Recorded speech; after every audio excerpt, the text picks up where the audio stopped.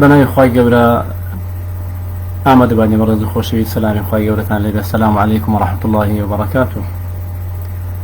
خۆشحاڵم لە دیداری دووەم بە دیاری ئەوەی بەڕێز و خۆشەوی شاد دەبم بەڕێزان لە وانەی ڕابردوودا یاخۆ لە دیداری ڕابردوودا باسی گرنگی مافەکانی هاوسەرگیریمان کرد. وەگوتمان دوای ئەوەی کە خێزان لەسەر دڵچینەیەشی تەندروست ئەدا دەمەزرێنرێ جێبەجێکردنی مافەکانی هاوسەرگیری لەلایەن هەردوو هاوسەرەوە بە باشترین گرنتی و بە باشترین زەمانەت ئەژمار دەکرێن بۆ بەردەوامبوونی ئەو گرێبەستی هاوسەرگیریە و بۆ بەردەوامبوونی ئەو خێزانە بە شێوەیەکی تۆکمە و بە شێوەیەکی تەندروست. وهەروەها گوتمان مافەکانی هاوسەرگیری دەکرێت بیانکەین بە سێ بەشەوە: مافەکانی ژن بەسەر مێردەوە، دووەم مافەکانی مێرد بەسەر ژنەوە، سێم ئەو مافانەی کە هاوبەشن لە نێوان هەردوو هاوسەرەکاندا. بەڵێنماندا بوو کە لەو ئەڵقەیەدا باسی بەشێک لەو بەشانە بکەین، بۆیە لە وانەی ئەو ڕۆبیداری ئەوڕۆماندا باسی گرنگترین ئەو مافانە دەکەین کە لە سەرشانی مێرد واجبە بۆ ژنەکەی بۆ هاوسەرەکەی. خۆشەویستان، هەر لەوانەی ڕابردوودا ئاماژەمان بۆ کرد کە گرێبەستی هاوسەرگیری ئەوەندە گرنگە، تەنانەت لە یەکەم سات و ئانی دامەزراندنی ئەو گرێبەستە کۆمەڵێک مافی هاوسەری لە نێوان ئەو دوو هاوسەراندا جێگیر دەبن. و فعلا لە سەرەتای دامەزراندنی گرێبەستی هاوسەرگیری لە یەکەم ساتەوە بۆ نمونە یەکێک لە مافەکان کە مافێکی مادیە بۆ ژن لە سەرشانی مێردەکەی واجب دەبێت ئەوش بریتە لە مافی مارەیی. لەوانەیە زۆر کەس زانیاری نەبێتەوە، بەڵام تەنانەت لەو لەحزەیەوە کە گرێبەستی هاوسەرگیری گرێ دەدرێت بە شێوەیەک شوێنەوار و ئاسار بە دوای خۆدا دێنێت کە لە هیچ گرێبەستێکی تردا ئەو شتە دروست نابێت. و دیارە ئافرەت کۆمەڵێک مافی هەیە بەسەر مێردەوە، هەندێک لەو مافانە مالین دارایین، هەندێکیان دارایینین. لەو مافە دارانەیە گوتمان یەکەم ماف بریتە لە مافی جێگیربوونی بەشێک لە بەشەکانی مارەیی لە سەرشانی مێرد. دیارە لە وڵاتی خۆماندا و لە زۆر لە وڵاتە عەرەبیانەی و ئیسلامیانەی کە لە دەوروبەرمانن عادەتەن مارەی دەکرێت بە دوو بەشەوە. بەشێکیان پێی دەگوترێ مارەی پێشەکی کە پێش گواستنەوە دەدرێ بە هاوسەرە، دەدرێ بە ژنە بۆی کە خۆی بۆ ئام پێیامادە بکات، بۆی خۆی پێبرازانێتەوە، بۆی خۆی بۆ ڕۆژی سەفاف و ڕۆژی گواستنەوە حازر کات. ئەوە پێی دەگوترێ مارەی پێشەکی. و بەشێک لە مارەیش دەمێنێتەوە کە پێی دەگوترێ مارەی پاشەکی. ئەوی یەکەمیان مەهری معەجەل، ئەوی دووەمیشان مەهری مؤەجەل، مارەی مؤەجەل. دەکەواتە لە یەکەم لەحزە ئەوە بەشێک لەو مارەیە جێگیر دەبێت. خۆ ئەگەر خوانەکردە لە دەرسی ڕابردووشدا هەر ئاماژەمان پێکرد یەکێک لە دوو هاوسەرەکان فەوت بکات پێش ئەوەی کە ئەو گرێبەستە جێی خۆی بگرێت و گواستنەوەی بەدوادا بێت، ئەوە نەک هەر پێشەکی مارەی بەڵکو هەموو مارەیەکە جێگیر دەبێت. بۆ نمونە ئەگەر هاوسەرە پیاوەکە وەفات بکات هەموو مارەیەکە جێگیر دەبێت لەسەر لە میراتی ئەو پیاوەدا. و ئەگەر بێتەوە ئافرەتەکەش دیسان وەفاتکە بە هەمان شێوە هەموو ئەو مارەیە جێگیر دەبێت، چونکە مارەی تەواو بە یەکێک لەو دوو هۆکارە، بە هۆکاری گواستنەوە یاخود بە هۆکاری مردن یاخود بە هۆکاری تەلاق جێگیر دەبێت و هەمووی لەسەر ئەو پیاوە دەبێت بە ماڵ. خۆشەویستان، ئەو مارەیەش شتێک نییە وەکو بڵێ شتێکی اختیاری بێت، بەڵکو مافێکە حەقێکە کە خوای گەورە واجبی کردووە لەسەر شانی مێرد بۆ ژنەکەی بۆ هاوسەرەکەی، ئەویش بەهۆی عەقدەوە وەکو تۆزێک پێش ئێستا باسمان کرد بە مجرد عەقدەکە یاخود بەهۆی دوخول و گواستنەوەی ئەو ئافرەتە بۆ لای مێردەکەی. دیارە ئەو کارانەی لە شەرعدان و ئەو ئەحکامەی لە شەرعدان هەموو شتی زۆر حکمەتدارن، زۆر بەهادارن، زۆر ئامانجی گرنگیان بەدواوەیە. و ئامانجیش لە دیاریکردنی بەشێک لە مارەیی بۆ سەرشانی مێرد لە ڕاستیدا یەکەم ئیسپاتکردنی ئەوە کە ئەو مێردە، ئەو هاوسەرە، ئەو کەسەکە هاتووە گرێبەست بکە لەگەڵ ئەو ئافرەتە ڕازگۆی خۆی یا نیازپاچی خۆی دەسەلمێنێ کە ئامادەیە کە ماڵ کە شتێکی خۆشەویستە لە هەموو کەس بەشێک لەو ماڵی کە هەیەی بیکا بەمارەی و تەنانەت بەشێکی هەر پێشەکی پێشکەشکا بە و هاوسەری کە لە دوا ڕۆژدا دەبێت هاوسەری دەیگوازێتەوە بۆ لای خۆی. یعنی ماڵ لە لای هەموو کەسێک خۆشەویستە کاتێک کە کەسێک دەست لە ماڵی خۆی هەڵدەگرێت لە ئەندازەیەک زێر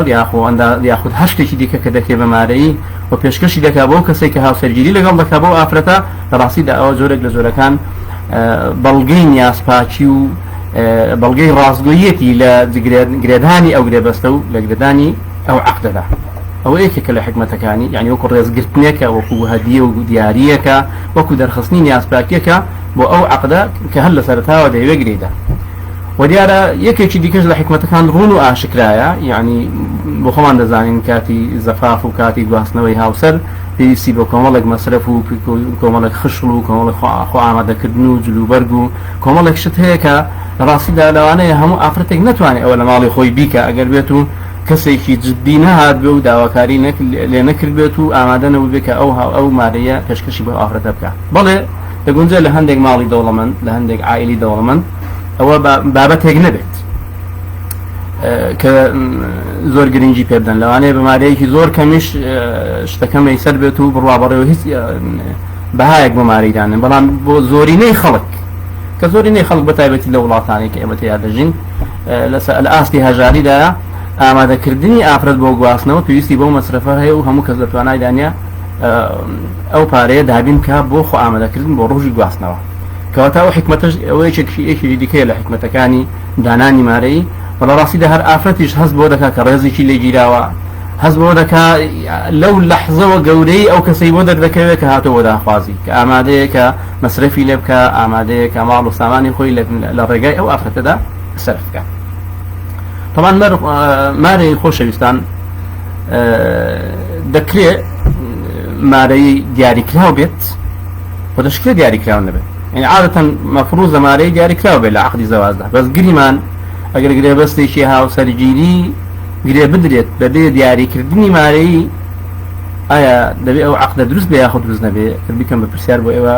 بزانم داخوات چ وەڵام دەنە من تۆزێک دواتر ئەوە ڕوون دەکەمەوە. دەکرێت ئایا عەقدێک دێ بدرێت بەبێ ئەوەی کە مارەیەکی دیاری نەکرابێ؟ ئەوە پرسیار بێ بۆ ئێوە بزانن ئەخۆ زانیاریتان دەربارەی ئەو قەزیە چۆنە. دووەمیان ئایا مارەی لە عەقدی زەواجدا ڕوکنی زەواجە یاخود شەرتی زەواجە یاخود مەرجێکە لە مەرجەکان و بەبێ مارەی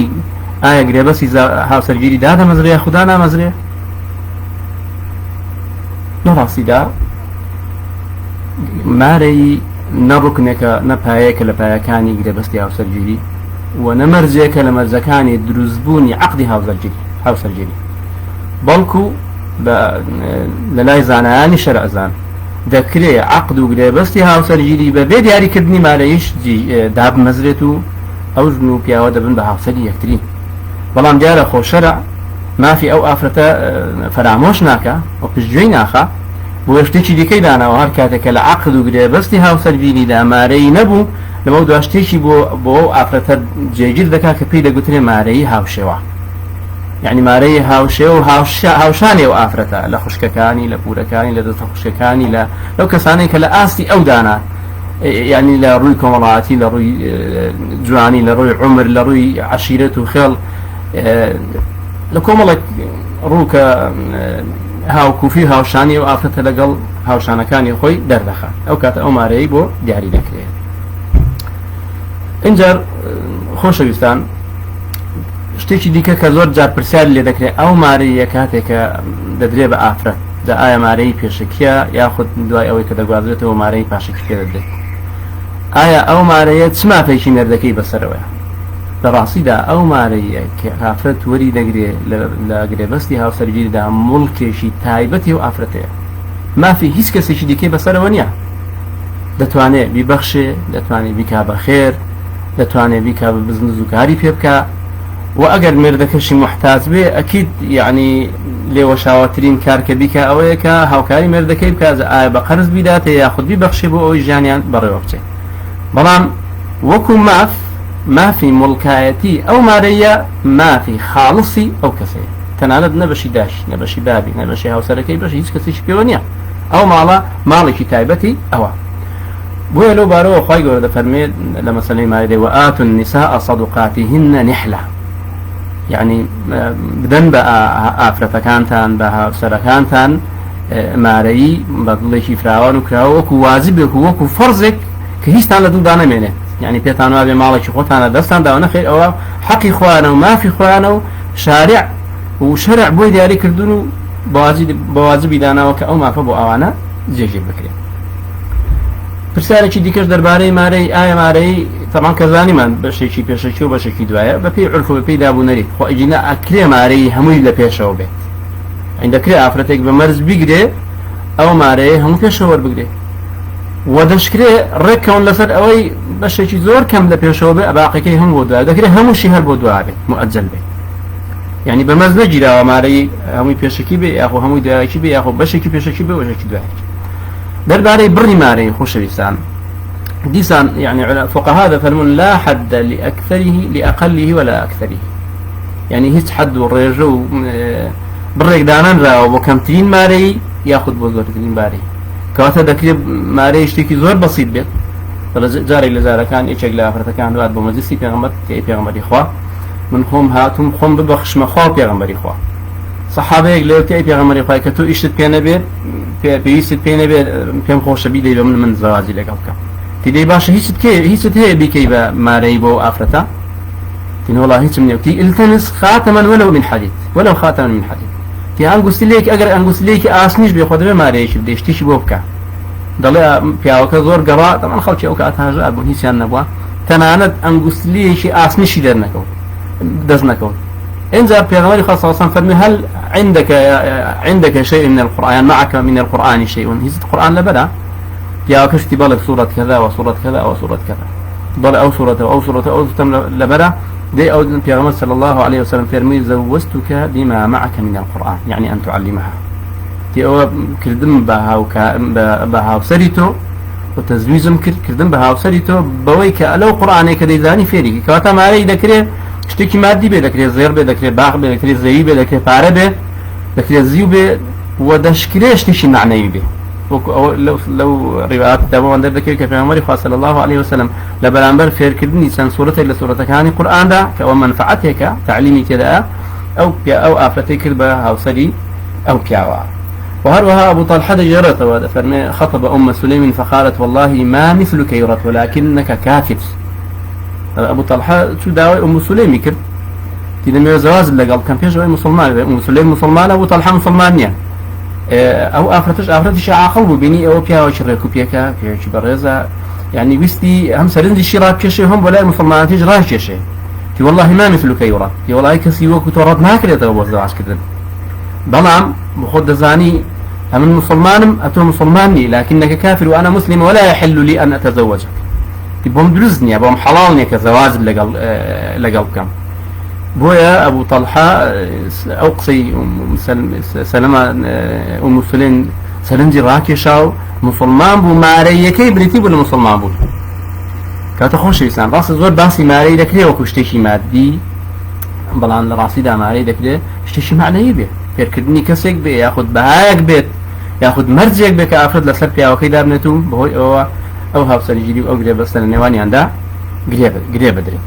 تفرمي فكان ذلك مهرها يعني مسلمان دوني أبو طلحة بو ماري بو أو سماري كي جوان سن ماري كي جوريه يعني كسك لسر دستي مسلمان بيبت سخير وتسباداش تيكو تسبلو بيجيش بيبر اللام خاي جورا مالي الدنيا دروا برام أو دمينته وهتحصل قلت من بمسألة زوري كشبه همان شيء ويس حد يقدرنا نراوه وعادة بپی توانستی ئەو کەسێک کە هاتوۆتە پێشەی بۆ هاوسەرگیری ئەو مارەیە ئەو حاڵەتە دیاری دەکات خۆ توانستی چی هەیە دەوڵەمەندە هەژارە وێ پێویستە ئینسانی هەژار لە ئاستی شانی خۆی و لە ئاستی دەسەڵاتی خۆی و هەروە ئینسانی دەوڵەمەندی لە ئاستی شانی خۆی لە ئاستی دەسەڵاتی خۆی مارەی دیاری بکات. بۆیە دەفەرمێت جارێک لە جارەکان عومەر ڕەزای خوای لەوێ لەسەر مینبەر بوو سەر مینبەری خوتبەدان و قسەکردن مینبەری پێغەمبەر بوو عەلەیهی سەڵات وەسەلام کە بیستبووی مارەی زۆر گران کراوە لە ناو خەڵکیدا و وەکو ڕێگریشی لێکراوە بۆ مەسەلەی هاوسەرگیری ویستی فەرمانێک دەربکە کە مارەی هیچ کەسێک لە 400 درەم یاخود لە 40 ئوقیە زیاتر نەبێت یعنی وەکو بەرژەوەندێک بۆ گەنجەکان بۆ هەژارەکان بۆ هەموو کەسێک بتوانێت دەستی بگاتە زەواج و هاوسەرگیری و حەڵاڵی خۆی بەڵام لەوێ دەبینین ئافرەتێک لێی ڕاز دەبێتەوە دەفەرمێ عومەرە بۆت نییە يعني سقفێک و سنوورێک بۆ زۆری مارەی دادنی تی چۆن بۆم نییە پێوەنی خۆی گەورە دەفەرمێ وإن آتيتم دفرمي وإن أردتم استبدال زوج مكان زوج وآتيتم إحداهن قنطارا فلا تأخذوا منه شيئا دفرمي أنا خواهي قولي دفرمي أقر يوا بستان جن بينن ياخذ جنك طلاق دز جنك هالقرن وجنك كتر بينن بوتانية لو ماري كداوتانا بوجنا هيتي لي ورقرنا وأقر قنطاركيش ماريتان بيداب كوا يعني رجيك يقدر زور لا زير ذكاء عندك مثلا الله نكا صوت تسلو 6 كيلو زير عندك فيما احنا في كان والله عندك كان ضلنا نكا صوت تسلو نو كيلو زير يعني افكاتا كواتا ماري نبو زور يكي سقفك هي نبو كم يكشي سقفك هي مرام باش تدين شد اوي كانسان لقدر توانستي خوي ماري بكاتو وأور ما پیغمبری صلى الله عليه وسلم ببير خوي بينته كبر راسدا ما ريزور بركتي بيونيا أو پیغمبر صلى الله عليه وسلم وهو صادق دفرمي من يمن المرأة تسهيل أمرها دفرمي لبركتي جن هاوسر أويك كاروباركاني هاوسر جدي آسان كات نقرسي بكات يعني ونكر ماري اشتكي واقرص دكا نكرت يما للجنين فتوى دائما خلق ديتا لا مزاري ويسا زير نكرا ولا يجات ابنه سر بازار يكي بازار كان وقرص كردوا بيداوستي واركا كان وقرص كردوا زاري ونك ماريكا لسر اود هلا وانا لسر موادي جوان كاري او انا نقنيكو اشتكان وقرص كردوا او زواج بركتي تيدا نبي وليك خلبوا الشيطان ويبقى صلى الله عليه وسلم من المرأة تسهيل أمرها وقلة صداقها وإيك ماري كم بيت لحديث شدة عائشة رضي الله عنها بما نجرت تفرمي قال إن أعظم النكاح بركة أيسره مؤنة تفرمي ببركتين زواج النكاح أويك مصرفي كم تربي على رأسك وخوش يسوبر زان سأواني كماري زور دادن يعني ودزاين زور كسداري والله ما وصاي آيني جور ماري يك دلت مثلا دلت نظام مسقال يعني بيز مسقال يعني بيز مسقال بلام للاي حاكم كدسيتها لاي حاكم دلت صد مسقالي باشك دو صتي ما باشكي سي صتي زاران دا نقول لي رشادي سيصد مسقال زوري باشكي او زود دارانا لما ريش ديانا من بس يشي لدواويا زور بي خلق دزانيك او ماري باشكي وابا اساني دزناك بلان وكو قصيكي عام وناو خلش دلن اما او بياوي دا بستينوا بوي فكري اوي نكا روجك لروجان سبيني فكري طلاق داني او جنبكا ياخد بيد لو نكا تو روجك لروجان بيجن بسر او افرتات بينه يعني بكردي وكو ورقه كارتي فشار بكاريدين او ماري زوره بلان باورتان بي بتجربه برون ذات كان برون اللي مكاني فتوى ماري زور ندبته هو الرز وخوش يستي بس نوي مير وندبته هو الرجل لطلاق ده ندبته هو الرجل لطلاق ده امن بوخم لناوز عن كل بشي اسا طلبه هاتو بي قلت ما وصدني يوجنا كم طلاق ده دوای ئامۆژگاریەکی زۆر دائما ئێمە لە هەر شوێنێک بین کەسێک کە باسی تەلاقمان لەگەڵ دەکات ئامۆژگاریەکی زۆر زۆریان دەکەین کە دەست لە تەلاقدان هەڵبگرن و ئیسلاح بکەن و کێشەکان حەل بکەن و تەفاهم بکەن و إلى آخره دوایەوە کە هیچ چار نەبوو مامۆستا هیچ چار نییە ئیلا من ژنەکەم تەلاق دەدەم دەی باشە تو مادام تەلاقدان لەلایەن تۆیەوە هەر گلەیەکیش هەبێ مادام تۆ مبادیری دەست پێشخەری بۆ تەلاقدان ئەو بزانە کە هەرکو مارەیی و نەفەخە و کۆمەڵێک شت دەکەوێتە سەرشان دیارە کە باسی مارەیەکی بۆ کردم مارەی پاشەکیەکەی بڕێکی یەکجار زۆر بوتم کاکەجیان ئەوە دەبێت چەند ساڵان ئەتوو پارەی دەهێتە ئەو ئەگەر بە قستش لە مەحکەمە بۆ دادنێ مامۆستا من ئامادەم هەتا دەمرم نیوەی مەعاشەکەم بۆ قستی ئەوش نەم بێکە تەلاقی دەدا کەواتە ئایا مارەیە زۆرەکە هیچ سوودی هەبوو بۆ بەستنەوەی ئەو کەسە یاخۆ لە لیژنەی فتووە یعنی خەڵک هاتووتە لامان ئافرەتی وا هەبوو مارەی پاشەکیەکەی سێ چوار دەفتەر بووە مەسەلەن 5 دەفتەر بووە چەند دەفتەر بووە توێتی بابە ئامن هەر هیچم نارێ ئەوەی بۆشی کردم ئەویشی وەدەمەوە بەس یەقەم لە یەقە بکاتەوە کەواتە زۆری ئەو مارەیەی هیچ کاریگەریشی نەبوو بۆ بەستنەوەی ئەو کەسەی یاخود بۆ ڕێگرتن لە تەلاق یاخود بۆ ئاشتێکی دیکە کەواتە باشترین گرنتی بۆ مانەوەی خێزانەکان بە تۆکمەی و بەهێزەوە بریتە لە جێبەجێکردنی مافەکانی یەکتری بریتە لە خۆشەویستی بریتە لە ڕێز بریتە لە مامەڵەی جوان لەگەڵ یەکتری بریتە لە ڕێز لە یەکتری گرتن بریتە لە قەناعەت هەبوون و لە ڕاستیدا هەر کەسێک لسرتای هاوسەرگیری لەسەر چەند بنچینەیەکی دروست ئەو هاوسەرگیریە بنیاد دەنێت و هەنگاوی ڕێکوپێک و دروست دەنێت ئەوە لە کۆتاییشدا نەتیجەی خێزانداریەکەی بە یەکگرتووی بە تۆکمەی دەمێنێتەوە. ئەگەر یەکەم جار تۆ لەگەڵ کەسێکی باش کەسێکی گونجاو نیازی هاوسەرگیریت هەبوو بێت و ناسیبت و ئەو ئۆتۆی ناسیبێ و لەسەر ئەو ئەساسی قەناعەتی هاوژینی و هاوسەری و پێکەوە ژیانە بڕیاری هاوسەرگیریتاندا بە پێویست بەوەی ناکات تومارەیەکەی بکەیت 300 مسقال و 400 مسقال بۆ ئەوەی کە ئەوە هاوسەرگیریە بێڵێەوە، چونکە لە ڕاستیدا ئەوە ئیستیفادەی نییە و کاریگەری نییە بۆ درێژکردنەوەی عمری ئەو نیکاحە. خۆشەویستان ئەوە خاڵێکە. دەوان مارەی وتمان لە کاتی گرێبەستەکە پێشەکی مارەیە کە جێگیر دەبێت. خۆ ئەگەر گریمان تەلاق بێتە پێشەوە پێش گواستنەوە کە زۆر زۆر ڕوودەدا وەرنە دادگاکان وەرنە لیژنەکانی فتووا خەڵکێکی یەکجار زۆر دەست لە یەکتری هەڵدەگرێت پێش گواستنەوە لە بازار ڕادێنەوە بۆ تەلاقدانی یاخود ئێستا هەر تەلەفۆنکاری لە بینیاندایە هیچ شتێک نەبووە دێن دەڵێنکا کەم پێکەوە ناگونجین و خۆ ئەگەر تەلاقدان ڕوو بدات و لایانی پیاوەکە دەست پێشخەر بێت ئەوە نیوەی مارەی بۆ ئەو ئافرەتە جێگیر دەبێت، چونکە تەلاقدان پێش گواستنەوە نیوەی مارەی بۆ ئەو ئافرەتە جێگیر دەکات. خۆ ئەگەر بێت و داواکردنی جیابوونەوەکە لەلایەن ئافرەتەکەیەوە بێ یاخو بە تەفاهمی هەردووشان بێ دەکرێت نەتیجەکە بگۆڕێ بە شێوەیەک وکە گەردنی یەکتری ئازاد دەکەن و لە یەکتری دەبنەوە و دوای گواستنەوەش تەواوی مارەی دەبێتە مستحق و حەقی ئەو ئافرەتە. بەڵام آخر کات یاخود ئەو کاتێک کە پێویستە پاشکی مارەی هەرچەندێکە بدرێ بەو ئافرەتە ئەوە بە دوو شت دەبێت. طبعا دوای دخول و دوای گواستنەوە وتمان هەموو مارەیەکە بۆ ئافرەتە واجب دەبێت و دەبێتە مستحقی کۆی مارەیەکە بە پێشەکی و بە پاشێ دوایشەوە. بەڵام کەی بۆی هەیە داوای ئەو پاشەکێ بکەمە پێی ئەو عرفەی کە هەیە هەر کاتێک کە تووشی فراق بوون تەلاق و تەلاقەکەش لەلایەن پیاوەکەوە بوو دەتوانێت داوای هەموو مارەیەکەوە ئافرەتە و هەر کاتێش کە مردن هاتە پێشەوە مردن پێش گواستنەوە بێ و دوای گواستنەوە بێ وەکو یەکە کۆی مارەیەکە لەسەر شانی ئەو پیاوە جێگیر دەبێت. ئەوە مافێکی گرنگە لە مافەکان و ئەوەش ببیر دێنینەوە کە حەقێکی خاڵسی ئەو ئافرەتەیە دەتوانێت بەخۆی تەسەڕوفی تێدا بکات. حەقی دووەم خۆشەویستان یاخۆ مافی دووەم لەو مافانەی کە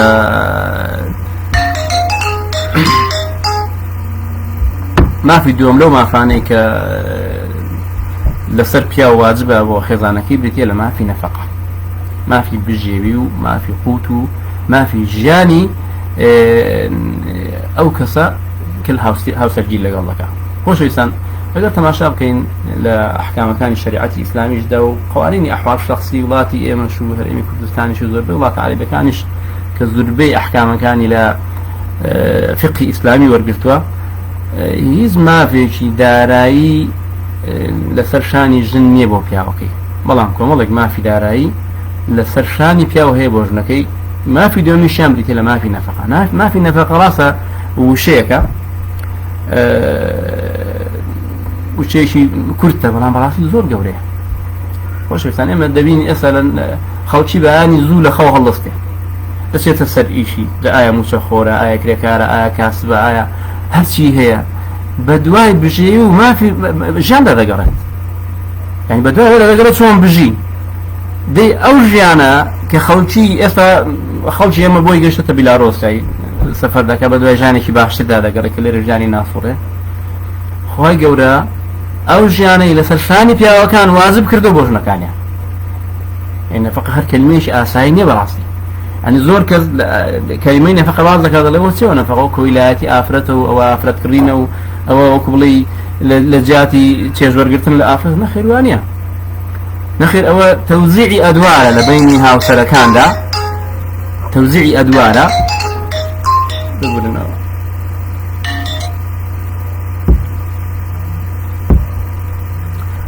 تەوزیعی ئەدوارە لە بینی ژن و پیاوەدا کە خوای گەورە دەزانێت کە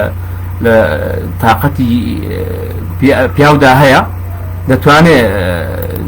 بژێوی بۆ ژنواڵەکەی ئامادە بکات و بۆی حاضر بکات، بۆیە لەسەری واجب کردووە، بۆیە نەفەقەی ژن لەسەر پیاو چ لە خواردن چ لە مەسکن باشە چ لە ئەدەوات و پێداویستیاتی ژیان بە شێوەیەکی گشتی لەسەر شانی پیا واجبە بە شێوەیە عرف و عادەتی ئەو خەڵکی کە تێدا دەژی لەسەر شانی واجبە کە دابینی بکات ئەوە حەقێکە خوای وەردەفەرمی وعلى المولود له رزقهن وكسوتهن بالمعروف وعلى المولود له رزقهن وكسوتهن بالمعروف يعني دفرمي بو بيا وكان عول المولود هم بس باوش من الله وباوش لسرشاني باوش من الله كان كنفقه بجيوي خيزانكي بشيوي عرف عادة دابين كاتو زي بزيب كات يعني اشتيقني اختياري بيو بيا ولا خوي وبيكا بوكو اركيك شرع لسرشاني واجب كردوا او لو باروا هبوا قال قول فرمي اسكنوهن من حيث سكنتم من وجدكم اسكنوهن من حيث سكنتم من وجدكم ولا تضاروهن لتضيقوا عليهن وان كن اولات حمل فانفقوا عليهن حتى يضعن حملهن اذن او اتباس شدك او اتباس او افرتدك دواي طلاقدان يعني دواي طلاقدان في افرت بمينته وماوي عدك لما الله كيدا ونفقي بيه بدري ودواي طلاقدان بتايبتي افرتي حامل نفقه وسكنوا همش تجي بو دابين دكله ادي افرت بيش طلاقدان كافرتي مالك خانمي مالويا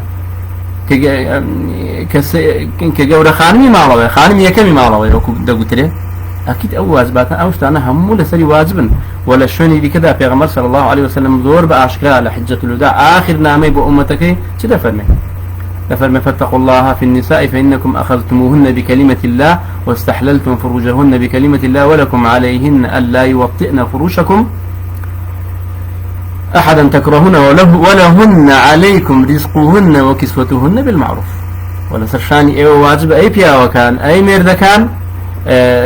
رزق وروزي وبرق وبوشاكي أو آفرتانا بشيويش عرفو بشيويش أصولي بشيويش عادتي وآية واجبوني أو نفقة لبريسيا لبري أويا بعقد واجب دبيت ياخذ بحلال بني أو جنبه وكيا واجب دبيت كذا كان تشي جنب مرداتي ليكتر وربقرن ياخذ بوه كوافة دبيت تجير فرمان وجير طاعي أو بيا وبوه واجب دبيت ياخذ بوه كوافة لمالضة دمينته وبوه واجب دبيت هم أقصانا ذكري هم ينرازم فيكوا بلان اكيد تنها بيشك لو انا واجب نابه بون من اوهر زور دولك خلكاني شي ناحس تانا وتشربوا او احكام اسلاميه دول كان والله او لمقابل تجبر قلتنا نخي لمقابل تجبر قلتني الماري نماري ولا نفقش ودليلي اويك او انا واجب دبن ببي اويك او تجبر قلتنا هر حسبه بون من ماري واجب بي سوافرت المال باوشيت ونفق واجب دبي لسر بيا ولا كاتي ذكرانيه او افرت يعني امادي سجورقتني هتدا نبت يعني نخوش بيان عزدي هبيان الى اخره خنارين لبوي اوام نفقي لسر واجب نابه كاتب هم اوهو كارانا هم عقد هم جرايلي هم سجورقتني دولانا كتجورقتني دير دولانا يقلانا ني تابلين والله نفقي اخو ماري لباس سجورقتنا لي باش ادي سجورقتني افد لك يا او يعني تشي لبريتي كاتا اما جيبو اقصانا نابه بقرين بزانين كشارعي حكيم لمياني توزيع كردني رول ودوري آفرت بياودا كومالك أركو ما في لسرشاني بياو واجب كردن بو خيزانكي بو آفر بوجنكي وكومالك أركو واجبات الشي لسر جن واجب كردن بو بياوكي ويراسي بيدا من والله من برسيارة كان من ندانوا ما قل برسيارة شيء أوتوهبيت طلع آفتك لبري ماريدا ولا بياو بكات علمي الشرعي في الكات واتما مصايبت هذا الشيء طبعا پیغمبر صلى الله عليه وسلم لبري چند صورتك فكرني چند صورتك كردي بماري يشك للصحابه كان وزور زور گرين هات هنديش لراسي دا فكرني من دوايدين سري اگر مولات ابو فكرني افرت اگر بياوك شعر زابت فكرني افرت بزانست شرع كان وواجباتي ني او اي شكل واجب كان بياوكش بلا ما فتك لسرتها وبو راضي بيتك وبو اماده بك او في علم الشرعي بك او بتماري او شيء درسته وشتي نادرس نيا خوش انسان او برسياري ديكش اگر بياوك هر صربو لسر ماري كم باجباري جزاي او بياوت شيء لا راسي دا مساله يقري بس هاو سجلي عقد شي رضايه خوش انسان مثلا او صلب لسر ماري كم يعني او صلب لسر ماري يزور او هاو سجلي قدنا ادري اصلا اگر والي يعني دبي اتفاق كان يعني نك أو شيء شبه الله وبودوا اتفاق كان لسر بري أو ما ريك أو بيوا أمادي بيخات السرشاني خوي بو أفرتا أما كسربون يعني دبي أفرتك تنازل كلوي كأمارين وياخذ أو بيوا نبت لذي ما دام ترازيني أو ما ريك شيء يصيبه من دابين كي أما لقى قصة لها شجري لكم أو شكله بسيارة كان دي موصل باسكي خوما خوش إنسان ئێمە دەزانین سەرەتا باسی گرنگی مارەی گرنگی نەفەقە ماکرد ئێستا باسی نەفەقە دەکەین طبعا نەفەقە زۆر گرنگە هەموو لایەنەکانی ژیان دەگرێتەوە بە مەسکەن شوێنی حەوانەوە بە خواردن بە شوێنی حەوانەوە بە جلوبەرگ بۆ هەر پێداویستێکی دیکەی ژیان دەگونجێ ئەو پێداویستە دەرمان بێ دەگونجێ ئەو پێداویستە ئەدەواتی جوانکاری بێ کە ئافرەتدا ئەیمەن پێویستی بۆ شتانەیە دەگونجێ هەر پێداویستێکی دیکە بێت کە ئینسان بۆ ژیان پێویستێتی چونکە خۆی گەورە فەرمووە عەلەیهن ریزقهن يعني رزق هموش تشي دقريته هموش تك بيوستيتي بإنسان بيوستيتي يعني عرف وعادتي خلشي وداب ودستوري خلشي إنسان جاني خلشي بس در وابروا همو أوشتانا بيوستن بويكا ناي بنزيت نفقة برسالة جاء تقول آية أساسي دياري كردني بري نفقة فإما دزاين النفقة كاتي باسي عرف دكين لشوينك وبشوينك يتر لكسيك وبكسيك يتر ممكن لشارك وبشارك يتر لناو شار وبودر وشار وقورة لناو كردستان بودر لناو ولاد بودر ولاد قورة آية شيء تقديري نفقة ذكات نفقة دبيل آستي شاني أو أفرتها دولة مندي أو أفرته جاني أو أفرته لمالي باوشي يأخذ لآستي جاني أو مردبيت يأخذ لآستي هدو كان لراسي ده هر سر رابطون هلا هندق لزانا لفقهاء قانونيش دلن تقدير ذكري في شاني مردكا هندق كان دلن في شاني جنكا هندق كان دلن في شاني هردو كان ونونا هردو كان هجار بن نفقي هجارك بو جيجي بو او افرتا اگر هر دو چند دولمان بن نفقي دولمان دك اگر یکی چند دولمان دو یکی چند هجار به نیوی نفقي کسی چ دولمان دو نیوی نفقي کسی چ هجار بو افرتا جيجي دبت ولا رصيدا مشرع عراقي لمادي بيستحوت قانون احوال شخصي لما ديش ماره بيستحوت اوي هلبجارتو حالتيهما يعني حالتي بياو حالتي جن سير دكت راسي وا باشتر بو مادام نفقه لسر شاني بياوا حالتي بياو دياري بكيت يعني اولش عندك مشجعين اللي كيف ما مصري كمال دولي عربي اوان هالبلاد كان نفقه باستي شاني بياو اجمع دك نك باستي شاني جن يعني جنك اگر دولمن بيبون من دولمن بالتربيه لو بياو كشوي بيدك هذا راضي ببرجانك او وبياو كهجارتر لو جنا يعني اگر بيت داوي لبكين نفقي دولمن دك حاضر كاكيد يعني بارش دخينا سرشان كفيها الله يجيك توشي قرض قوله به توشي ناراحتي ده بويا بداخوه يعني مشاريع عراقي او حالتي دانا هرتن با هرتا كنشي قلت حالتي جنكا طلعي هردو كان هر باشه توزي يعني اشتي حكم شي وسط بلا اگر هاد بو بيا وكي دان دابا باشتر بو كوش قول امامي الشافعي ده فرمي بفي دولمندي وفي استي داري بيا وكا نفقه دياري دك وأوش أو أتتأيدي لك بصراحة خوي يقول سورة طلاق لآتج ما راح وتصير فرميت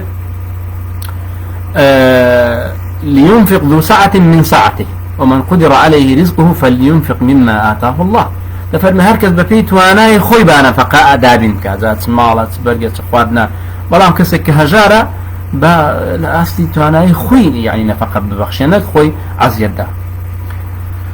برسالك لسر شاشكي هذا فرم إمام صدر باري أو بيعانة سيك خزانكي مزبود أكاد كمصرفي مالكات بهاو بشي لبر أو كمعاشي براسي برسالك زور زير خويتي أوا إما مادام دلين نفقا لسر شاني بياوا أقر بيتو لسرتاي شو كردني أو أفرتا بو بياوا بو مرزا شو بيبكاد من موظفة من ما مصام من موسى فرمان برم بو مرزا شو بيدا كم كأمن كاري خوم كم أقر بو مرزا بيت يعني أجر وكو قانون وكو حق وحقوق وتفاهم وشدنا بيت لراسي دا لسر أو جنانية كهزمة استفكت بلام أجر أو مرزا نجي لابا لسرت هذا وأفرتك دواي داواي أو بكات كديبة دوام كات يعني دواي ببيتها موسخور لراسي دا لو كات دا ميردك دا توانيت بيك وتفاهم واتفاق كل بين إخوان دا كما دام او افرتا يعني وكو زاران نيل لما لو خدمتي مال وخدمتي ميوان وخدمتي من دالا كام كات كويش بخو ايشي قوريا كزور كزلي بي اغايا يعني او افرتاني اغدار بن راسه فيها نفقه كسابت دكا خوي ماندو دكا بارو كل بيا دكا وسرفي دكا لو معلوم من دالا بەڵام ئەوش نەش لە ماڵەوە ئیش دەکا کاکە ئەگەر ئەوش لە ماڵەوە ئیش نەکا و ماڵە خاپور دەبێت ئەو ماڵە گەرم و گوڕ نابێ مناڵەکان بەو شێوە ڕێک و پێکە پەروەردە ناکرێن خۆ ئەگەر ژن بچێتە دەوام لەوانەیە ئەو ماڵە پێویستی بە کەسێک بکە کە لەو ماڵەدا خزمەت بکە لەوانەیە خزمەتکارێک بگرن کە جێگای بگرێتەوە جا بۆیە دەمەوە سەر پرسیارەکە ئەگەر یان لە سەرەتادا ئەو مەرجەی دانابێ ئەو پیا بە مەرجێک ئەمن ڕێگات پێدەم کە دەوام بکەی کە بەشێک لە موچەکەت سەرف بکەیەوە بە ماڵەوەیان هەر لە بە نەفەقەی خۆت لەسەر خۆت بێ لەسەر من نەبێت یاخود ئەگەر ئەو موچەخۆریە لە دوای گواستنەوە پەیدا بوو یان لە دوای مارەکردنەوە پەیدا بوو ئەوە دەتان دەیەکەوە تەفاهم کەن یعنی خۆشەویستان ئێمە باسی ئەو مافانە دەکەین و پەنجان لەسەر دادنین بۆ زانین ئەگینا گەورەترین یاخود باشترین ڕێگا بۆ تەفاهم و بۆ ژیانێکی خۆش بریتێ لە تەفاهم یعنی بریتێ لە ڕێککەوتن لەگەڵ یەکتریدا نەک بە ئەو بڵێ من ئەوە مافە ئەو بڵێ ئەوە من مافە بە هەر حاڵ بە زۆر بە تۆ بزی ناکرێ ئینسان ماڵ لە ئافرەت بستێنێ جا چ موچەی بێت چ شتێکی دیکەوێت بە تایبەتی خۆشەویستان مەسەلەی زێری ئافرەت یاخود مەسەلەن میراتی ئافرەت شتێکی بە میرات بۆ بەجێ دەمێنێت لە ماڵی باوکی یان لە کەسێک کە لە خزمەکانی کە دەمرێت ئەوە بە هیچ شێوەیەک مێرد بۆی نیە قسەی تێدا بکات بەڕاستیدا مەگەم ئەو ئافرەتە بە دڵی خۆی بۆ ماڵەوەی سەرف کات یاخود یارمەتی مێردەکەی پێبدا یاخود بە قەرز پێی بدات بەڵام ئەوەی کە ئەو پرسیارەی ئەو خۆشەوی ئەو خوشکە بەڕێ زەمان نووسیبێتی مەسەلەی موچە دەکرێت گفتوگۆی شتیا بکرێت ئیتفاقی شتیا بکرێت و ڕێژەیەک لە ڕێژەی موچەکەی سەرفکە لە خۆی لە نەفەقەی خۆیان لە ماڵەکەی لە بری ئەوەی کە لە ماڵ دەچێتە دەرەوە لە خزمەتی ماڵ مێردیدا وەکو پێویست نامێنێتەوە ئەوە تەمان وەڵامی ئەو پرسیارە شتێدا نەفەقەی ژن و منداڵ هەر لەسەر پیاوە ئەگەر ئافرەتەکە موچەخ بڵێ نەفەقەی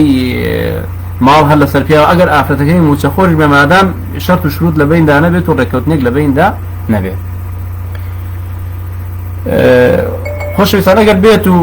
ئافرەت نەفەقەت تەشریفە یاخود تەکلیفە لە ڕاستیدا تەکلیفە بەڵام لە میانەی ئەو ئەرکەی بۆ یەکێک لە هاوسەرەکان دانراوە یعنی پیا و تەکلیفی لەسەر شانە کە نەفەقە بکات وەڕۆزێکیش دەدا بەو پیاوە بڵێیان نەڵێ یعنی ئینسان عەبد الإحسان یعنی تۆ کەسێک کە پارەت لێسەر بدەکە بورن کەرەباکەشمان لێرە کوژاوە کەسێک کە بەخشێکت پێدەدا ئەگەر بێ بەرامبەر بێ ئەوە تەشریفە بەڵام دیارە پیاو کە لە مقابلی ئەوەدا نەفەقەتدا بۆ خێزانێکە ئەو خێزانی لە ماڵەوە مەحبوسە یعنی لەبەر خاتری ئەو پیاوە و لەبەر خاتری منداڵەکانی ئەو پیاوە لە ماڵەوەیە ئەو ئافرەتەکەواتە یعنی دەکرێت بڵین تەکلیفە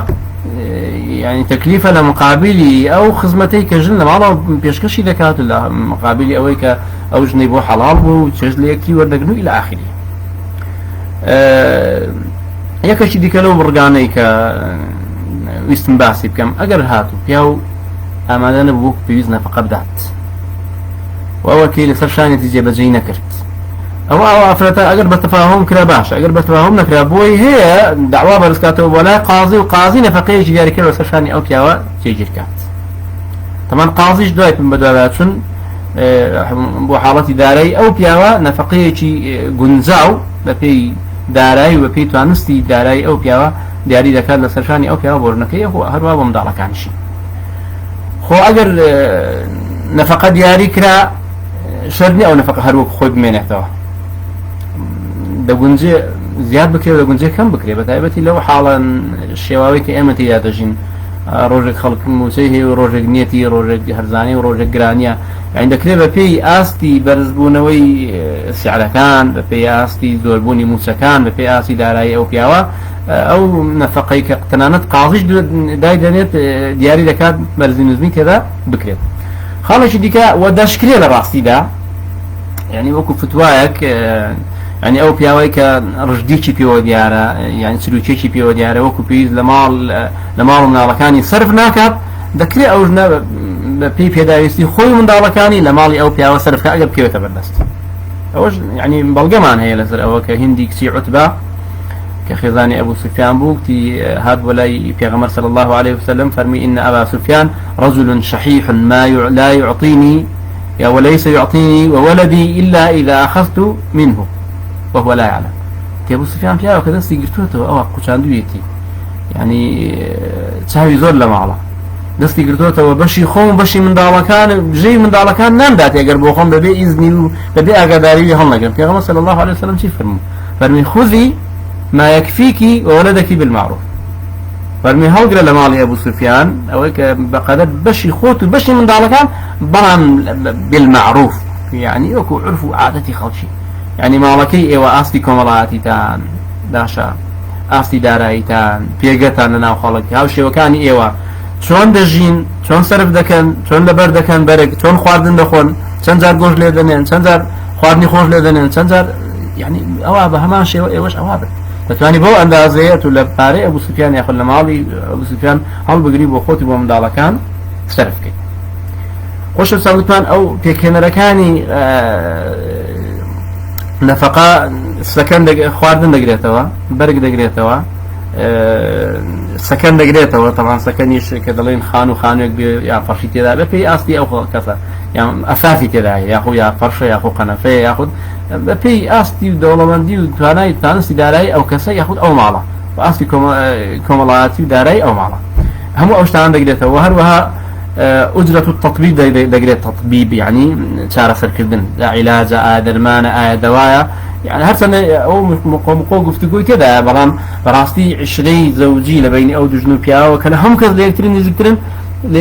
یەکترین نزیکترن بۆ یەکتر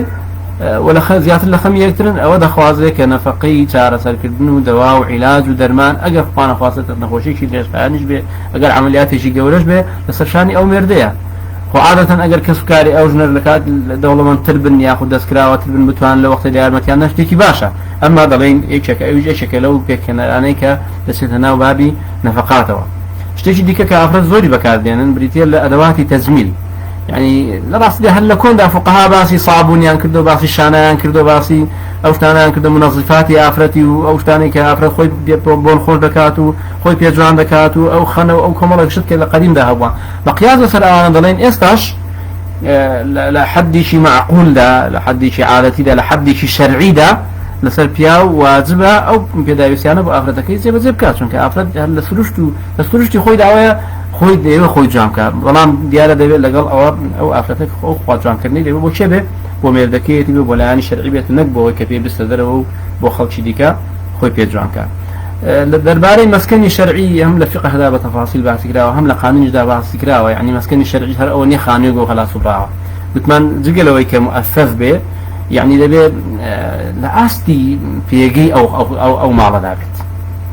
ناکرێ ماڵێکی زۆر دەوڵەمەند یان خاوەن پێگە و پایەکی کۆمەڵایەتی بیبێ لە خانوویەکی وەکو کەسێکی هەژار داینی، بەڕاستی ئەوە حەقی سەکەن نییە، یعنی ئەوە دەتوانێت داوای سەکەنێکی مولائم بکە، یعنی گونجاو بکە بە ئاست و پێگەی ئەو عائیلەیە خۆی و مێردەکەی. و ئەو جار لە ڕاستیدا دەبێت هەم پێداویستەکانی تێدا بن، دەبێت لە شوێنێکی مولائم بێ، ناکرێت تو بتین لە شوێنێکی چۆڵەوانی شوێنێک بەکرێ بگری کە ئەو ئافرەتە لە خۆی ئەمین نەبێت، تۆ لە ئیشی و ئافرەتەکە بەتەنیا لە ماڵەوەیە. دەبێت لە شوێنێکی ئاوەدان بێ، دەبێت لە شوێنێکی ئەمین بێ، نەک چی لە شوێنێک خانی بۆ بگری کە خەڵکێکی ئەو شوێنە ناسراو بن بۆ بە شەڕ و هەرا و بەزم و فیتنە و نائەمینی و دزی و جەردەی و ئیلە ئاخری، کەواتە هەموو ئەو شەرتانە کە بۆ ژیانێکی شەرامەتمەندانە، ژیانێکی کامەران پێویستە ئەو کەسە لە مەسەلەی مەسکن و لە مەسەلەی شوێن و جێگادا بۆ ئافرەتەی دابین بکات. و وتمان وا باشە نزیک بێ، لە شۆڵەوانی نەبێت، دوور نەبێت، لە شوێنی کاری ئەگەر گونجێ لە شوێنی کاری خۆی یاخود پیاوەکە یاخود خێزانەکەی نزیک بێ، بۆی ئەو پیاوەش بتوانێت بێتەوە ماڵەکەی و لە ماڵ مەوجود بێت، چونکە بەڕاستی بە تایبەتی ئافرەت کە بەتەنیا بمێنێتەوە لە ماڵی و یعنی دەترسێ و هەم وەڕەز دەبێت و هەم ناڕەحەت و بێزار دەبێت، بەڵام ئەگەر شوێنەکەی نزیک بێ باشتر دەتوانێت ئەو کەسە هەم ئیشەکەشی ڕابگات و هەم بێتەوە ناو ماڵ و منداڵی خۆی. بەڵام بۆ نمونە لە شارێک ماڵی بۆ دانێ بۆ خۆی لە شارێکی دیکە ئیش بکە شتێکی نامەحقولە، یاخود لە مرکزی شارێکدا ئیش بکە بۆ خۆی ماڵەکەی لە شوێنێکی زۆر دوور و لاواچی بێ و خەڵکی ناسیا و خەڵکی جیواری تێدا نەبێت کە بتوانێت ئافرەتە پشتیان پێ ببەستێ، ئەوەش شتێکی تۆزێک نامەحقولە و وەکو پێویست ئەو ئافرەتەکەیدا ئیسراحەت ناکات. طبعا نەفەقە و مارەی شتی دیکەی زۆر لەسەرە، بەڵام بۆ پرسیارە کۆتایی پێ بێنم مەسەلەی نەفەقە و مارەی، ئایا ئەوانەی کە نەفەقە بە شتێکی سووک تەماشا دەکەن یاخو مارەی بە شتێکی سوک تەماشا دەکەن بە ئێمە شتەکە عکس بکەینەوە با زەواجێکمان هەیە مارەی تێدا نەبێت باشە نەفەقەی پێدا نەبێت دابینکردنی پێداویستەکانی ژیانی تێدا نەبێت لە سەکەن و لە چی و لە چی و لە چی ئەوە چ ژیانێک دەبێت بەڕاست یاخو با بڵێن زەواجێک بێت نەفەقە لە جاتێەوەی لەسەر شانی پیاو بێت لەسەر شانی ئافرەت ئێستا پیاوەکان ناتوانن ڕزق پەیدا بکەن پیاوەکان ناتوانن بژێوی پەیدا بکەن بۆ ماڵەکانیان ئاژنەکان دەتوان ئەوە بکەن ئێستا لە زۆر شوێن نەکەن لە وڵاتیمە لە زۆر وڵاتی ئیسلامی بەداخەوە ڕزق کەوتوتە ناو دەمی شێرەوە پیاو ناتوانێت دەری بێنەوە پەیدای بکات و ئەو تا هەموو خەڵکە ئاوارە دەبێت و لە شوێنی خۆی دەربەدەر دەبێت بە دوای بژێوی بەداوی ژیان زۆر لەوانە بەدای بژێوی ژیان دەڕۆن ئەگەر هات باو مارەی نەبای ئافرەت چۆن دەتوانێت خۆی ئامادەکە بۆ زەواج و هاوسەرگیری ئایا ماڵەکە چەند کچێکی هەیە دەتوانێت هەموو کچەکان ئامادە بکە و زێر و خوشتیان بۆ بکرێ و مەسرەفیان بۆ کابیان ڕازێنێتەوە بەڕیانکە بۆ مێردەکەی ئەگەر نەفەقە و بژێوی ژیان لەسەر پیاوەکان نەبا پیاوەکان بێخەم لی خۆتبان وەکو ژنەکان لە ماڵەوە ئەگەر موسەخۆریش نەبی و کەسابەتیش نەکەی بە ئەرچی خۆتی نەدا ئەو ژیانە چۆن دەسوڕێ بۆیە لە ڕاستی ئەحکامەکانی شەرع زۆر جوانن زۆر حکمەتی باڵا و گەورەیان تێدان ژیان ئەوانە بێت ڕناوەسێت ئەوانە بێت ناڕوات بۆیە دەبێت ئەو قسانە بەسەر خۆیان دادەینەوە ماڵی خەڵک سەر بە سەحەدی ئەوانەی کە بەهایەک بۆ مارەی دانانێن یاخو بەهایەک بۆ نەفەقە دانانێن و ئەو ڕۆڵە گرنگە دانانێن کە نەفەقە لە مەسەلەی ژیانی هاوسەرگیریدا دەیگێڕێ و ژیانێکی ئارام و ژیانێکی خۆش بۆ هاوسەرەکان دێنێتە بەرهەم و دێنێتە ئاراوە لێرە شۆ بۆمان دەردەکەوێت جیاوازی چییە لە نێوان شریعەتی ئیسلام و شریعەتەکانی دیکەدا قانون ئەوازعەکانی دیکەدا کە لە ئیسلامدا چ ڕێزێک دانراوە بۆ خێزان چ ڕێزێک دانراوە بۆ ئافرەت وەکو خانمی یەکەمی ماڵەوە هەموو شتێکی بۆ دابین کراوە بە ڕێزەوە بە احترامەوە بەبێ منەت سەرفی دەکات خۆشەویستە وەڵاهی زۆربەی پیاوەکان هەرچی پەیدای دەکەن لە ماڵە ناڵم ئەو پیاوەی کە وەکو پێویست نەبێت لە ماڵەوە جنە ئەوەی پەیدا دەکاتێتەوە لە ماڵە منداڵەکەی خۆی سەرفی دەکات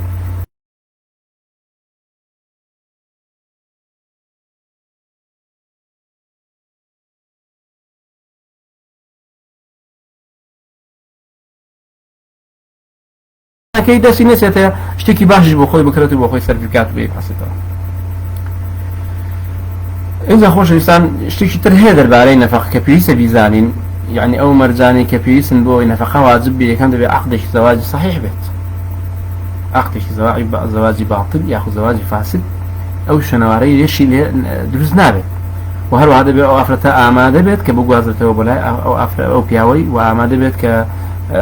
چێژ لە یەکتری وەربگرن چونکە ئەوانە حەڵاڵ یەکتن و یەکێک لە ئامانجەکانی زەواج بریتێ لە چێژ لە یەکتر وەرگرتن و هەروەها ئەو ئافرەتە ئامادە بێت مادام بۆ خۆشی خاوەن ئیش نییە و مادام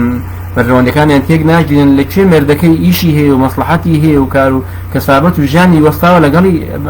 لەگەڵی بڕوات مەگەم شوێنێکی وابێ نائەمین بێ مەگەم شوێنێکی وابێت کە بێ شەرعی بێ بچن بۆ ئەو شوێنێ ئەوە جودایە ئەمە لە شوێنی ئاسایی دەبێت ئەو ئافرەتە بە دوای ئەو مێردەیەوە بێت کە ژیانی لەو شوێنەی دەسوڕێت مادام ژیانی لەو مادام پێشتر بە مەرجی نەگر بێت خۆمەش بەندێکمان هەیە الشروط في النكاح ئینسان ئەگەر بێت و لە سەرەتاوە ئافرەتێک بە مەرجی بگرێن بۆ مەرجەش و بۆ پیاوە دەکەم کە لە شاری سلێمانی نەمباتە دەرەوە یان لە شاری کەلار یان لە شاری ڕانیا یان لە هەولێر نەمباتە دەرەوە بۆ شوێنێکی دیکە ئەو شەرتە پێویستە جێبەجێ بکرێت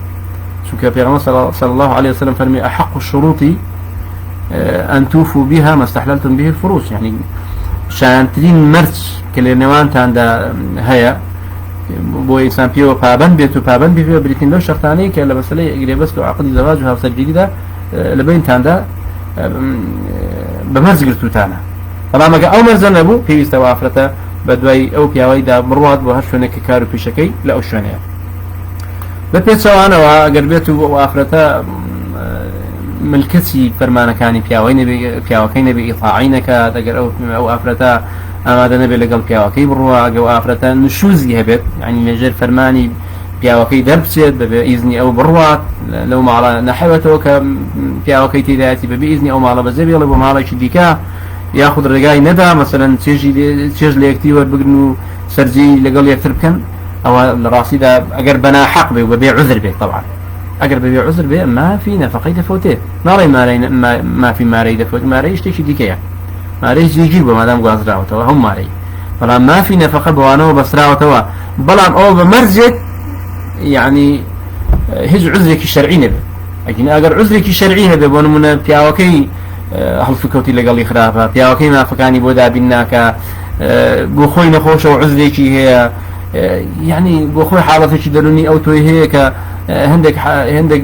دۆخی نائاسایی بەسەردا هاتووە کە نەتوانێت وەکو پێویست پێداویستەکانی پیاوەکەی جێبەجێ بکە ئەوان شتێکی جودایە ئەما بەبێ عزر ئەگەر ئەو خاڵانە لەو ئافرەتا بێنەدی ئەوە مەحروم دەبێت لە نافەقە و نەفەقەکەی لە کیس دەچێت ئەو کاتە خۆشویستان ئەوانە حقوقی مادین کە لەسەر شانی پیاو واجبە بۆ ژن لە بەرامبەر ئەوەشدا لە ڕاستیدا کۆمەڵێک حقوقی دیکەی معنەویمان هەن کە لە دیاری ئەو ڕۆماندا پیان ڕاناگەین باسییان بکەین کە هەندێکیش لەو حقوقە معنەویانە هاوبەشن لە نێوان ژن و لە نێوان پیاودا یعنی وەرە وەکو تۆ لەسەر شانی پیاوەکان بۆ ژنەکەی بە هەماشەوە لەسەر شانی ژنەکەشن بۆ پیاوەکەی بەڵام چەند دقەیەک کە مابێت دەتوانین بڵێن یەکێک لە هەرە مافە گەورە معنەویەکان کە پێویستە لە نێوان ژن و پیاودا بێت کە مافێکی معنەیە بریتە لە مامەڵەی جوان لەگەڵ یەکتری کە دڵنیام جەنابی مامۆستا شێرزاد و مامۆستانی تر لەوانەیە لەو بارەوە زۆر باسییان کردبێ و درێژان پێداوێ بەڵام ئەوەش مافێکە یعنی مافی ژن هەر مافێکی مادینیە لەسەر شانی پیاوەکەی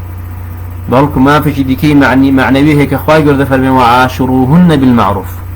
یعنی بە جوانترین شێوە بە باشترین شێوە مامەوە لەگەڵ خێزانەکانتاندا بکەن و ئەوەش وەکو گوتمان آخر وەسەتی پێغەمبەر صلی الله عليه وسلم کە لە حەجەت الوداعدا ئەو فەرمانەی گەیاندووە بێمە وە لە ئاەتەکانی قورئانی پیرۆزەش بە هەمان شێوە هاتووە و مامەڵەکردنی جوان لەگەڵ ئافرەت بۆتە پێوەرێک لە پێوەرەکانی گەورەی ئەو پیاوە یعنی چاچی ئەو پیاوە ئەخلاقی ئەو پیاوە دینی ئەو پیاوە بۆیە پێغەمبەر صلی الله عليه وسلم دەفەرمێ أكمل المؤمنين إيمانا أحسنهم خلقا يعني أو إيمان دار إيماني لها مكسر كامل تر أو أخلاقي لها منجوان تربيت باشا داي أوش مباشرة پیغمبر صلى الله عليه وسلم دفرميتي وخياركم خيارهم لنسائه وباشترين كسي إيوة أو كسان كباشترين تان لقل خزانة كانيا يعني أو باشترينش هر بقسيني لراسده يعني وين رايد زي بذكرني أركمات دي كان يعني هەڵسوکەوتی جوان ڕێزی جوان قسەی نەرم و خۆش ڕووی خۆش لە ماڵەوە یعنی یەکێک لە بانخوازەکان جێنە بوو دەڵێ ئەگەر لە ماڵەوە هات پیاوە لەگەڵ پێڵاوەکانی کە دانێ لە مەدخەل مشکلەکانیشی لێوە دانێ بەڕۆکی خۆش بێتەوە لای خێزانەکەی نەک لە دەرەوە کێشەیەکی هەیە بێ لێ ڕەشە بە خێزانەکەی بفرۆشێ نەخێر دەبێت بەڕۆیەکی خۆش و بەڕۆیەکی گەش و کێشەکانی هەمووی لە دەرەوە بەجێ بێڵێت و بێت بەڕۆیەکی خۆش لەگەڵ خێزانەکانی دانیش و پێداویستەکانی جێبەجێ بکات و تێبینێکی ژێ ئەوەندە بەز نییە ئینسان لە دەرەوە پارە پەیدا بکە و بڵێم پارەم لەسەر و خەلاص بڕا بەڕاستیدا زۆر ئیش و کار و پێداویستەکانی ماڵەوە هەیە کە پێویستە پیا بۆ خۆی مباشرەتەن دەستکاریان بکات یاخود سەرپەرشتیان بکات یاخود خەڵکیشی بۆ پێ شتێک خەرا دەبێت چاکی دەکاتەوە شتێک نوقسانە تەواوی دەکات شتێک پێویستە دەیکڕێت یعنی هەموو شتێک لەو شتانە بەژنەکان جێبەجێ ناکرێن بۆیە یعنی دەبێت بە جوانترین شێوە هەڵسوکەوت و مامەڵە لەگەڵ خێزانەکەی بکە ئەوە مافێکی معنەویە و پیغمبر صلی الله عليه وسلم نفر لو با لبارەی ڕێزی ئافرەتەوە بۆی منەتی بەسەردانەکە بڵێ من پیاوم و پارە پیا دەکەم و مەسەر واڵە دەکەم نەخێر دەبێت چەند پارەی پیا دەکات چەند ئەوەندە ڕێزی لێ بگرێ بۆیە پیغمبر صلی الله عليه وسلم دەفەرمێ ما أكرمهن إلا كريم يعني ڕێز لە ئافرەت ناگرێ إلا کەسی ڕێزدار نەبێ وما أهانهن إلا لئیم يعني ئەو کەسش کە ڕێزی نییە کە کەسێکی خراپە ئەوە ئیهانەی ئافرەت دەکات و بێڕێزی بەرامبەر ئافرەت دەکات و یەکێک لە ڕێگاکانی ڕێزگرتنیش لە ئافرەت یعنی بریتێ لە نەرمونیانی لەگەڵ ئافرەت یعنی ئافرەت ئەکید ئافرەت هەستی ناسکتر لە پیا و سۆزدارتر لە پیا و دڵی ناسکتر لە پیا و یعنی بۆیە دەبێت لەگەڵ ئەو هەست ناسکی ئافرەت ئێمە بزوڵێنەوە پیا و زەبرترن پیا و قایمترن پیا و ئەوەندە عاتیفین ئەوەندە کە ئافرەت عاتیفینە بۆیە دەبێت زۆر بە نەرمونیانی زۆر بە خۆشی زۆر بە ڕوویشی گەش و خۆشەوە ئەمە هەڵسوکەوت و ماوەڵ لەگەڵ خێزانەکانمان بکەین تەماشای پێغەمبەر کە صلی الله عليه وسلم کە گەورەی ئەو ئومەتێ قائیدی دەوڵەت بوو ئیمامی مزگەوت بوو عالم بوو مفتی بوو قائیدی جەیش بوو باشە پێغەمبەری خوا بوو بەردەوام خەریکی تێگەیاندنی و دەعوە و بانگەوازی و تێگەیاندنی خەڵک و خوێندنەوەی قورئان بەسەر خەڵکدا بوو لەگەڵ ئەوەشدا کاتی هەموو بێ گەمە و گاڵتە لەگەڵ خێزانەکانی بکات هیچێک لە ئێمە هەر تۆزێک ئیش مەشغوڵە کاکەم مەشغوڵمە کەی تاقەتم هەیە بچم لەگەڵ خێزانەکەم قسە بکەم و دانیشتن و پێ بکەن ئەمە مەشغوڵم لە پێغەمبەر مەشغوڵتر نەبووی عليه الصلاة والسلام ئێوە عایشەیە دەگێڕێتەوە دەفەرمێ یانی ئەحمەد بۆی گێڕاوینەوە دەفەرمێت سابقني رسول الله صلى الله عليه وسلم فسبقته لفرمي بيك وراكدن ما انكرت مسابقة ما انكر لقال بيغمبري خواي من بيشي كوتموا لفرمي دعي وك قلوبهم قوشتم قلت مسابقة ما انكرت فسبقني إن جاء بيش شيء اللي إهما مسابقة لقال خزارك كردوا هر قالطية كي لقال رياضية كي لقال كردوا دوقسي خوشي لقال كردوا يعني زور لإما يعني خوما بشتيشي زيادة زاين لخزانة كان ما وهو كائنه شي جواز وهيك حسابك بو لكن كأفرة بتني لنا أسوار ديواردا لبعين راحتا إوارا ويا لراسيدا بيوستا أوشتانا من لبيد بيتو تنها آماده كردني يعني بجيوي وماري كافيني وأركيقني لثرشاني إيما بروعة دليل وخلاص هيك إشي دي كمان نمينه وإيش لو شتاني كزور بيوستا لقال خزانة كان من أوقاتش من بلوكو تايد الروات بريتيا لوي بآرام بين لقال عفرة كامل يعني هو بتمن آفرد دقون جزء تربيه دقون جزء هستيار تربيت زو تدنا راحة تربية زو تضلي بشيء لو أنا توشي هلاكش بيه لو أنا يخسيش هلاش بكات بلا الإنسان لبيه بآرام بيه لقالي يعني ولي خواه صلى الله عليه وسلم كتشبيه آفرتي كردو خلقنا من ضلع فراسو دروس كراوا بو أويك إما نسي بماني همو هلكاني آفرد بينو بماني همو حسابي شي بوردي لقال بكين لبيه شافوشي بكين لبيه نبيه بكين عند فرم شاعر قال ليس الغبي بسيد في قومه ولكن سيدهم المتغابي دفرمي كسي كخوي بآغا أو خوي نزان دكا أو جورن كسي كي بآغا ونزان جوري قومكي خوينيا طلع أو كسي كشد زاني بس تصاود بوشه يعني آفرت قصيش بسر زاري داري أنا هلوسي شدي بنا باللي ورتكي وبديدي بلام تدقوتو يعني بوي بدايوكي وكذا بكره وەکو دەبێت چاپۆشی لێ بکەی هەر ماوەیەکە و دڵی دێتەوە جێگای خۆی و ئارام دەبێتەوە بۆیە یەکێک لە خاڵەکانی عشرە دوای ڕووخۆشی دوای ڕێزگرتنی بەرامبەر ئەوەیە کە ئێمە لەگەڵیان لەسەر خۆ بین لێبوردە بین لەگەڵ خێزانەکانمان تەمان دوای دێنە سەر ئەو مافانەش کە دەکەوێت سەرشانی ئافرەت بۆ پیاوەکان و لەوێش ئەو قسە بە شێوەیەک لە شێوەکان دووبارە دەبێتەوە بەڵام لێبوردەی بەرامبەری یەکتر ئەوە چ ئافرەت بێت چ پیاو بێت سیفەتێکی زۆر جوانە بە تایبەتی لەگەڵ خێزانەکانمان لەگەڵ هاوژینەکانمان هاوسەریژیانمان لە هەموو کەس پێویسترە کە ئێمە ئەو هەڵسوکەوتە جێبەجێ بکەین و ئەو بەرژەوەن ئەو وەسیەتەی پێغەمبەر صلی الله عليه وسلم کە دەفەرمێ ئیستەوصوا بالنساء خەیڕا جێبەجێ بکەین و بە چاکە لەگەڵیان بزوڵێنەوە خۆشەویستان دیارە بابەتەکەمان کۆتایی نەهاتە بەڵام کاتەکەمان کۆتایی هات بۆیە لێرەدا کۆتایی بە بابەتی دیداری ئەو شۆمان دێنین تا گەشتنەوەیشی دیکە بەخوای گەورەتان دەسپێنم بۆ ئومێدی کە بابەتەکان جێگای سود بوون بۆ هەموو لایەکمان نازانم ئەگەر هیچ پرسیارێک مابێت لە خزمەتدان بۆ وەڵامدانەوەیان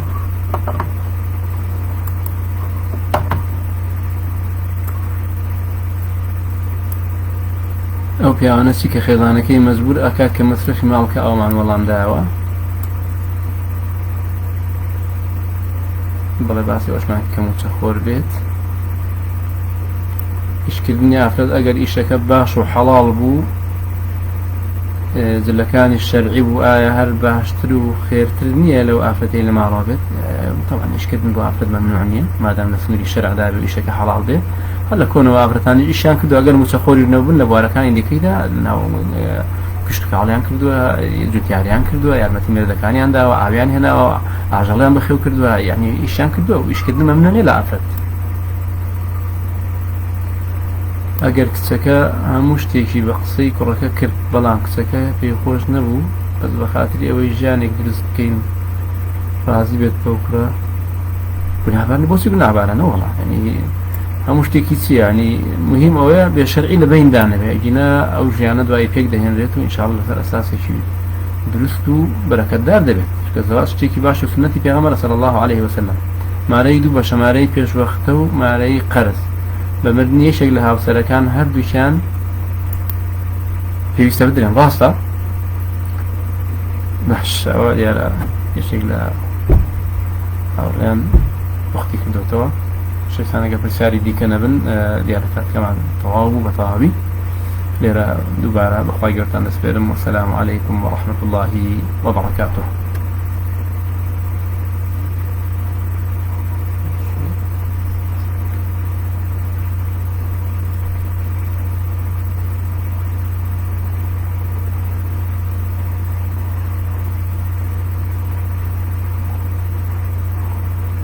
نازم شوێ دەپارێزرێ